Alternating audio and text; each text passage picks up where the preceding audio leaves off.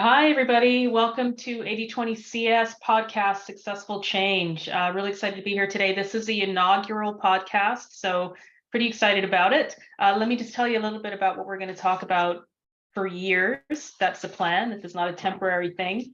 It's all about successful change in every walk of life, obviously covering business, health and wellness, and the creative arts. Those are three collectively, that is my life and what I'm passionate about. Today's guest on our inaugural podcast is Renny Stopford, who happens to be my personal trainer, has been for over 5 years now, and goes by the moniker affectionately by me, maybe not by everybody, but Matt, the mad scientist, and we'll talk about why that is. So to kick off, Renny, if you could introduce yourself and talk a little bit about your background. All right. Well, thank you so much for having me, Susan. It's a real honor to be here on the first podcast.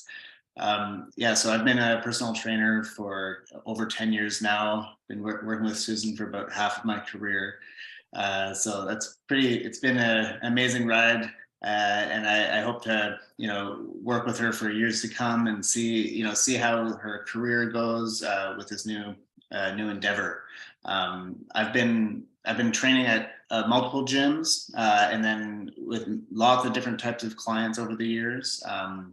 But over the last few years, since the start of the pandemic, I've been working for myself. I launched my own business where I train people mostly online, but also in person sometimes.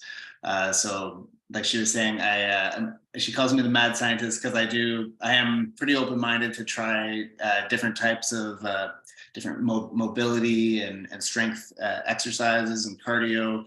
I definitely like to keep things interesting, but also working on the basics, right? The basic human movements that allow for strength and all the elements of good fitness. I mean, you're a case study in successful change because you went from the traditional, working out of a fitness center right before COVID, right around COVID. You made a huge leap of faith to Yeah, say, I can do this on my own at the absolutely. beginning of the pandemic. I mean, Yeah, crazy, right? yeah. I mean, it was a lot of trainers were in this situation where we were forced to move online.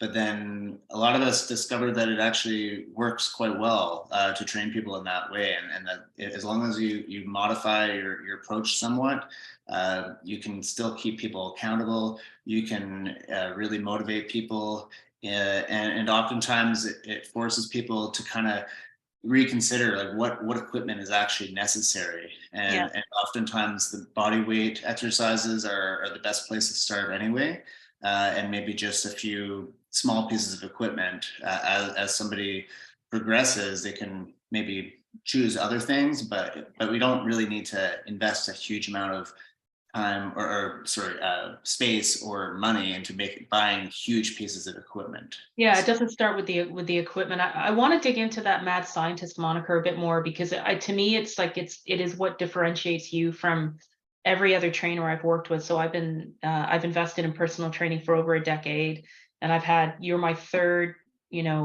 significant trainer, and the other trainers were really great. Nothing Mhm. wrong with them at all, but they were more focused on like just sort of the physical aspects of personal training. But what makes Mhm. you unique is I consider you to be like a combination of an academic, sort of like a yogi, strength trainer, Yeah. the nutritionist all in one. And you don't compartmentalize it by percentage, but you really kind of in a really informal, organic way, pay attention to all of it.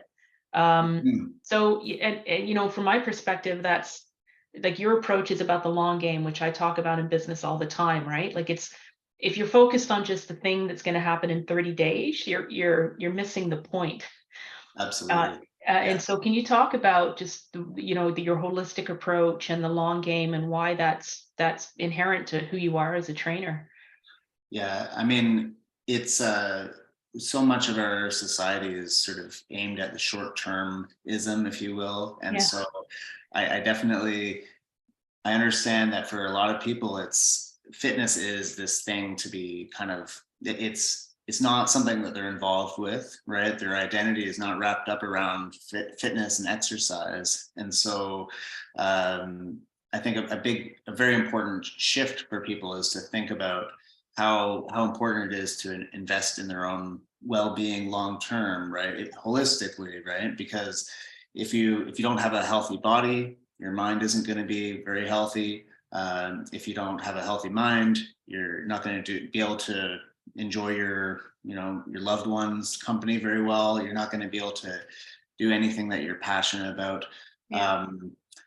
So really, I mean, a lot of my focus is on all the elements of exercise that allow for healthy slow aging, right? To make the aging process as graceful as possible. And so it's exercise, but also we have mental health elements, right, which are not just movement, but movement definitely helps. Yeah. We have nutrition, we have supplementation.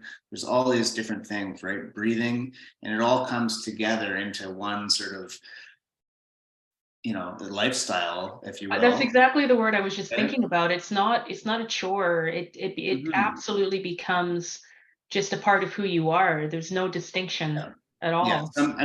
Some people really need to focus more on one element than others, but I think we all really need to look at the whole package. Okay. And so if we're going to be trying to age as gracefully as possible, we have to look after our social relationships.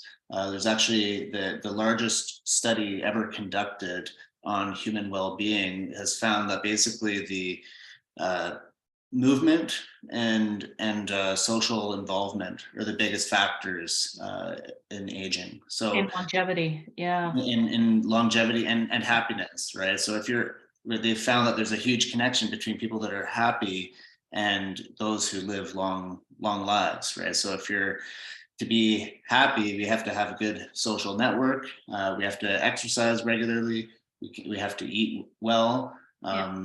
We have to spend time outside. There's all these things are the foundation, right? Cornerstones, yeah. So let's talk about, yeah, my age group. So, people in their 40s and 50s. Mhm. My business, 80/20 CS is focused on leaders, executives, leadership teams that are Mhm. really trying to efficiently affect change in their business. And so Mhm. typically leaders are not going to be in their 20s or 30s. If they're a founder, potentially, but then they're going to have a board and an executive that has more experience to help them be successful. So I think Yeah. let's just talk about that age cohort for a little bit and Mhm. why this, like, just dig into that a little bit more, why health and wellness and this holistic lifestyle change is Mhm. really important for that cohort. Well, I mean, at that point in a lot of people's lives, they may be in your 50s, for example. A lot of people are starting to finally have the financial and time resources to put a little bit more energy towards investing in their future, right? Oftentimes, when you're in your 20s and 30s, a lot of people are extremely busy, but also they haven't quite realized that the aging process is happening. The Okay. priority that, like the slow decline hasn't quite started yet, so they're not. Yeah, Yeah, yeah, they yeah, don't feel it yet, right? But when you get into your 40s and 50s, especially if you haven't been exercising and eating well up until that point, it becomes quite apparent that, yeah, oh, I need to really do something. But being able to afford having a trainer is also a part of that picture, right? So if you're willing to invest in mutual funds, for example, for your retirement, why would you not also invest in having a body that can enjoy said retirement? I mean, right. that it's pretty straightforward, right? I mean, if you don't put in time and effort into something like as important and complex as health, you're not going to be very happy with the returns. Yeah, So I mean, I think that's one simple way to think about it is just this is investment, right? And part of it just comes down to building these habits, right? And they're very small habits that one builds upon the other. And when it comes to, say, cardio, you have to start at the beginning and not just jump into if you don't have a good aerobic base, Right. you jump into zone 5 before Yeah. you do 1, 2, 3, 4. Yeah, you haven't done anything for like 10 years and then you go to the CrossFit and do a hits workout like every day. Like good luck with that. Injuries are You, going to follow yeah, pretty quickly. you're gonna get hurt eventually, right? Maybe not the first workout or the Yeah. third, but it's gonna happen if we don't have the right foundation Yeah. for mobility, for strength, and all that, and cardio. Let's talk about foundational stuff a little bit. And it's interesting what you're saying. Mhm. Like, I want to talk about a few things, but I think about my mom, who I respect so much. Like, she's 79 Mhm. years old and she spends she can't wait until the frost is gone. And then she waits until the sun goes in the right direction to avoid sunburn. But then she'll spend like 8 hours in the garden at 79 years old. And she's lifting heavy bags and That's right. planting and digging and doing all of the primitive stuff that Mhm. humans have done forever. Yeah, And so one of the things I love about your approach to training is you incorporate fundamental stuff like primitive movements of lifting and carrying and squatting and things like that. So can you absolutely. talk about that in context of like sort of mitigating the fear people have around personal training? Like, Mhm. it is an investment, so it's not for everybody. Not everybody can afford it. Mhm. And some people who can afford it are highly motivated and can go to the gym 5 days a week at 5 a.m. That's not me. So Mhm. the investment in personal training has been great. But can you just talk about, how simple it can start, the importance of the primitive movements and how you incorporate that into it? Absolutely. So basically, the way that the body responds to healthy choices is through epigenetics. Okay, so as we make choices in life or are exposed to different factors, whether that's conscious or not, there's going to be little switches in our genome. So if we have a genetic switch that is it makes it possible for us to get cancer, and we're exposed to a lot of sunburns, for example, we're much more likely to we can get skin cancer, right? Because of the epigenetic changes from all those sunburns. Right. Right? Or if we are predisposed to possibly getting heart disease, right? And we overindulge with sugars and unhealthy fats, same sort of thing, right? And so when we do all these traditional movements that our bodies really expect us to be doing, right, we're making changes in the opposite direction, right? If we're getting enough cardio, both aerobic and anaerobic cardio, we're Yeah. going to have positive epigenetic changes that happen, right? And the same goes for strength. And so there's this huge biological sort of clockwork that's happening. And so as we give our bodies what they really expect, basically they're going to give us back what we want in return. So Right. a So you big work part of on it, that foundational stuff when you're building people up and you're starting absolutely. with a client. Like, I had 5 years of experience before I started training with you. Mhm. But we didn't start from nothing and we were able to build it. But so it's always kind of increasing in complexity and in challenge. But for people that are uninitiated, you might Yeah, get them to do things like, let me see how, like, work on a basic squat, for absolutely. example, or the Yeah. hinge, right? Yeah, so like just to give a big picture of what the body expects as far as movement, right?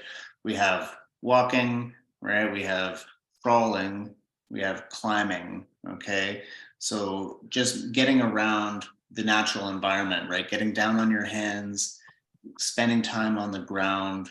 Yeah. These are really foundational parts of the human experience, if you will, right? And then there's to build actual strength, right? We have the hinge movement, right? Like think about a kettlebell swing or a deadlift, right? We have the squat, which is those two, I would say, are the most important of the bunch. The squat, the hinge, but also carrying things is Yeah. extremely important, especially if you're walking at the same time, right? You mix the walking and carrying, right? But in order to carry something, you've got to lift it, right? That's Right. where you do a hinge, right?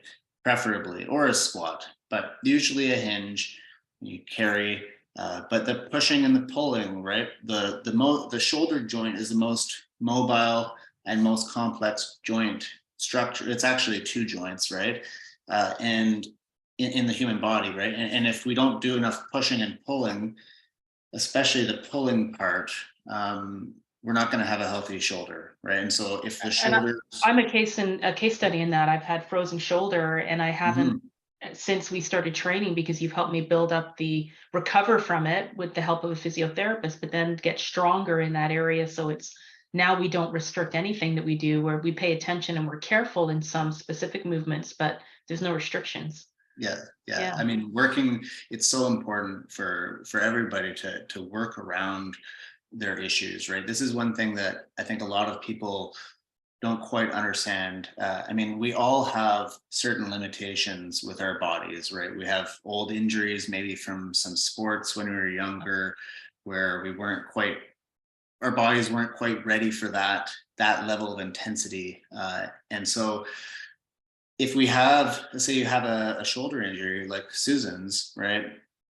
We need to make sure that we don't baby it too much, right? And that fear that's associated with that issue oftentimes leads people to just stop using their shoulder, Right. right? More and Yeah. more they start to guard it. And then as the brain starts to realize that you're not using that one shoulder very much, you start to get more tight tension, right? Lots of tension, lots of tightness, maybe up into your neck, and Mhm. it just gets worse and worse. So the real solution is, how do you work around it? How do you continue to use that shoulder as much as you can without pain? And then the sort of zone that is possible without pain starts to grow, right? Yeah. And so the same thing goes for back pain, right? We have to use the back more, not less. Yeah, makes total sense. Okay, we could talk about that for forever, but I want to hit a few Good more topic. points on this first session. Yeah. One is just around accountability. I think the parallels to business are obvious, right? Mhm. Accountability is everything, because you don't progress if you're not accountable. You hold me to account in every session. If I show up, there's no excuses. Having said that, you are so cautious about and energy levels. Like if I'm on a low energy day, we're not going to do deadlift. We'll modify and do something else, right? Yeah. But if my energy's good, if my energy's high, you're going to push me to the limits that you know that I have. 100%. And that progresses over time. But you also hold your clients to account outside of the session. And I Oh yeah. think about, like, you introduced me to rucking, which I'll let you Mhm. explain to everybody what that is, but it's phenomenal. So instead of just going for like my 5K power walk, well, over the winter, I started doing my 5K power walk on a treadmill with a ruck bag on my shoulders, right? So, Mhm. and that account, like if I'm not feeling good in my body, well, you'll say, okay, what did you tell me about your diet for the last 2 weeks, or like, have you been cheating? What have you been? And it's not to make me feel bad. It's just to kind of normalize what's going on, and then make progress moving forward, right? So, Yeah. share your thoughts on accountability. Yeah. So, I mean, I think one of the most important things is awareness.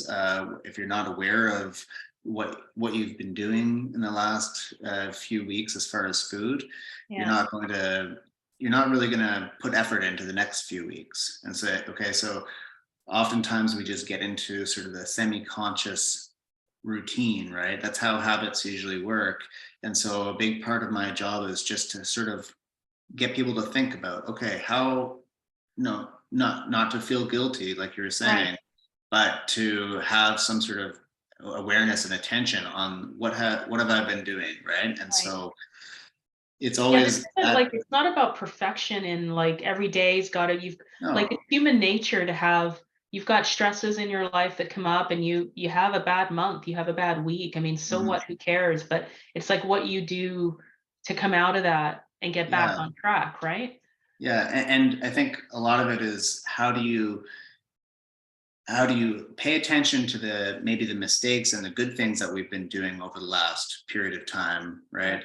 And how do I have enough compassion for myself to say, okay, I deserve better, right? And Yeah. not, rather than saying, okay, I've worked so hard, and I deserve this drink or piece of cake, or I deserve this thing that's unhealthy, to say, I've I've worked so hard, my career. I deserve to have a great retirement, right? And Yeah. having a great retirement or even the last decade of my career, I deserve to have a body that actually serves me well. And that's why I need to eat a healthy meal, right? Yeah, yeah. And that's why I It's will so eat that. you just raised an interesting point. We talked about this before, and like as I've trained with you, my threshold for like my body tells me when I'm like I'm entering a zone that is not ideal, and I Hmm. and I and I don't feel good, and I don't want to feel that badness. So then it's a check-in, and I pay attention to that. And over Hmm. the years, that threshold for not feeling like realizing I'm not optimal, it's it's lowering, which is good, right? Like Yeah. my sense of well-being, my triggers happening faster. That's Yeah. developing over time. So Yeah. you're absolutely right. And that's not about, I don't feel guilty when I do enjoy some of the things that I do enjoy, but I'm aware, like you, to your point, I'm aware that Yeah. I'm having something that is a treat. And that if Yeah. I do abuse it for too long, I'm going to suffer the consequences, and Yeah. I'm going to have to work harder to recover Exactly. from that. Right. Right. Yeah. Absolutely. And I mean, just simply noticing how, if you indulge in a bunch of beer or pizza, right? Yeah. Just noticing, how do I feel the next day, right? Yeah. Yeah. That's a big part of, maybe the next time you're faced with something like that, you might be, if you've really tried to pay attention and you notice how bad it makes you feel, you're not going to want it as much, right? And That's right. that's really the goal, is to get into a point where we don't want the things that are less healthy quite as much, Yeah. and want the things that are healthy that much more. Yeah. But you're asking about rucking. So rucking is Yeah. the thing that I learned about not too long ago, and I've been doing it more. Essentially, it's one of the best ways to increase the intensity of walking. So walking is lower in impact than running, right? For a lot of us, walking is a much easier thing to get into than running, for a wide variety of different reasons. And so if we either walk in nature, in undulating terrain, right, maybe up and down, that's going to increase the difficulty. But if we add load to our backs, right, and we try to walk quickly, that's another way to increase the intensity. So, Totally changes it. Like you feel it in different muscles. It's oh crazy. yeah, you Yeah. don't need that much weight, but really you just want a backpack that holds the weight up high, right? It's sort of counterintuitive, but you actually want the weight as high as you can. Think about if you're carrying a child on your back, Yeah. or if you went hunting back in the day and you have maybe a deer over your shoulders. Yeah. You're going to hold it like this, and right, legs like this, right, and you're walking quickly, right, It's before a the mental challenge, I think, for business people out there, that kind of adrenaline rush and the like, I'm going to do this, I'm going to get this done. It's been people great. really fall in love with it, because I think, just like with running, right, there's that level of challenge that it gets people fired up, right? When you have a bag on your back, uh, your mentality changes, right? Yeah. That load, it just really puts people into a great mood where they want to just keep pushing. And I mean, that's why the military has been using rucking for a very long time, because it changes your body and your mind in At a the good same way, time. Yeah. makes you stronger. Excellent. For everyone out there, Renny and I are going to do a health and wellness talk once a month. There'll be a podcast once a week, and one of those is going to be dedicated to health and wellness, because it's that important. You really holding yourself back from your careers, in your career development, your career advancement, whether you're running your own business or you're just managing your day to day. You're limiting your own performance if your health and wellness isn't there with you. And there are times where yesterday we had a session and I was not feeling very good, and I even drafted a message to you, right? And I'm like, I Hmm. almost hit send to say I Yeah, can't train today, and I did. I dragged myself in. That's the well accountability done. piece. I Yes, felt so much high better five. halfway through. High five. I felt so much better halfway through the session. I felt great the rest of the day and the night, and I feel great this morning. So it's just an important to everyone. I'm just stressing from a business point of view. This is one of the tools in your toolkit for success, and it's the long game. It's about your life, right? Mhm. So on that note, we're going to dig into more specific topics moving forward and just kind of relate that always to successful change. Any parting thoughts, and how will people find you on the interweb? Okay, so my website is under construction at the moment. Susan's going to put a link to that website when it's launched. Shouldn't be too long. But for now, Renny Stopford at gmail.com. So RENSTOPFORD at gmail.com. Send me an email, and I'd be happy to do a free consultation with anyone who's interested in working with me, or Instagram, Renny Stopford. So yeah, just search me on Instagram, shoot me a DM if you're interested. But I'd be happy to work with anybody who wants to get involved.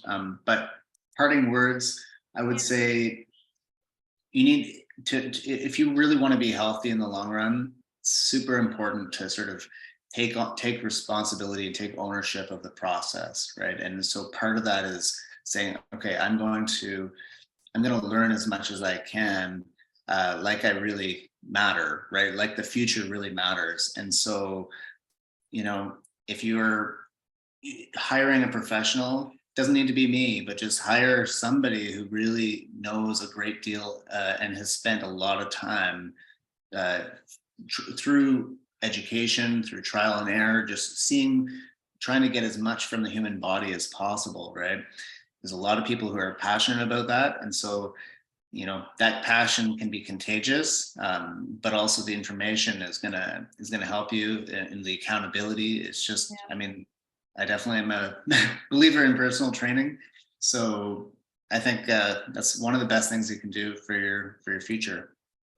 You said has a background, or and I just want to, you continuously learn almost every, Mhm.